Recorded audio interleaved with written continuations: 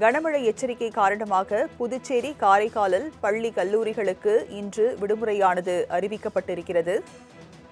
அனைத்து அரசு பள்ளி, கல்லூரிகள் மற்றும் தனியார் பள்ளி, கல்லூரிகளுக்கு இன்று விடுமுறையானது அறிவிக்கப்பட்டிருக்கிறது. அதனை அண்மை செய்தியாக நாம் பார்க்கிறோம். விவரங்களை செய்தியாளர் தன்ராஜ் வழங்க கேட்கலாம். தன்ராஜ், புதுச்சேரியில் கனமழை காரணமாக பள்ளி, கல்லூரிகளுக்கு இன்று விடுமுறை அறிவிக்கப்பட்டிருக்கிறது. விவரங்களை பதிவு பண்ணுங்க. நிச்சயமாக. அதாவது புதுச்சேரி மற்றும் காரைக்காலில் கடந்த 2 தினங்களாகவே கனமழையானது பெய்து வருகிறது. குறிப்பாக காரைக்காலில் அதி கனமழையானது கடந்த 2 நாட்களாகவே பெய்து வருகிறது. இதன் காரணமாக ஏற்கனவே நேற்றைய தினம் காரைக்காலுக்கு விடுமுறை அளிக்கப்பட்டிருந்தது. இருந்தபோதிலும் புதுச்சேரியில் நேற்று ஒரு மிதமான மழை பெய்ததனால புதுச்சேரியில் நேற்றைய தினம் பள்ளிகள் மற்றும் கல்லூரிகள் திறக்கப்பட்டு வழக்கம் போல் இயங்கியிருந்தன.